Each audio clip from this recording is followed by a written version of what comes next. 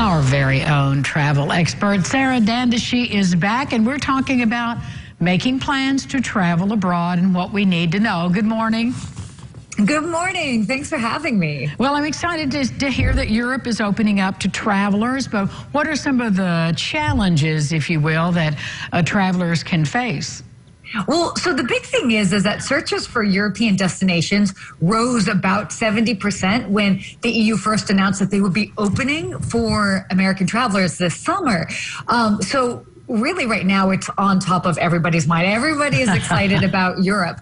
And if you can make it happen, I definitely recommend it. Visiting right now is this once in a lifetime experience, because think about it. It's all these famous sites and attractions like the Colosseum, the Eiffel Tower, but without all the crowds, which is totally amazing. But as you mentioned, there are some challenges, so some things to consider.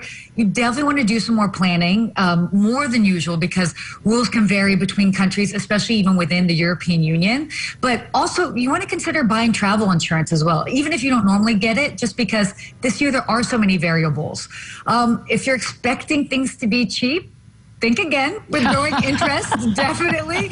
Prices are on the rise. And then, the final thing is research infection rates as well, too, especially in the destinations that you're going to. In general, Europe is looking pretty good, but numbers are on the rise again. So that being said, there are some challenges, but if you can make it happen, I definitely recommend it.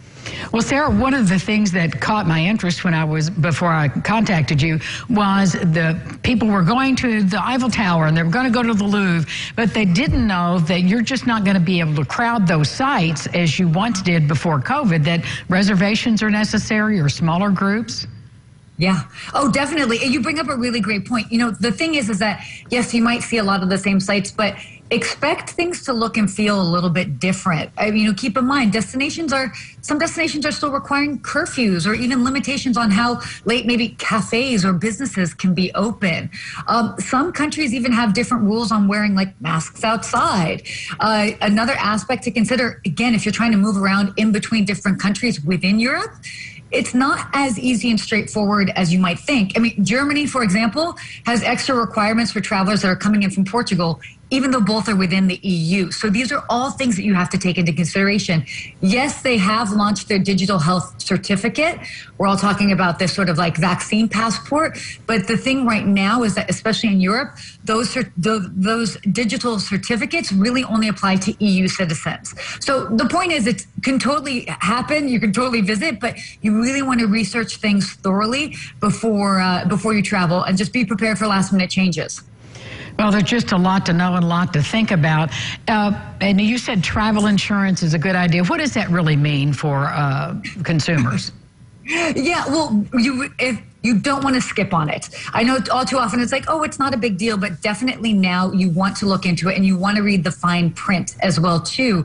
Does it cover pandemics? Does it cover changes in case somebody gets sick in the family? All of these, doesn't even cover your destination as well.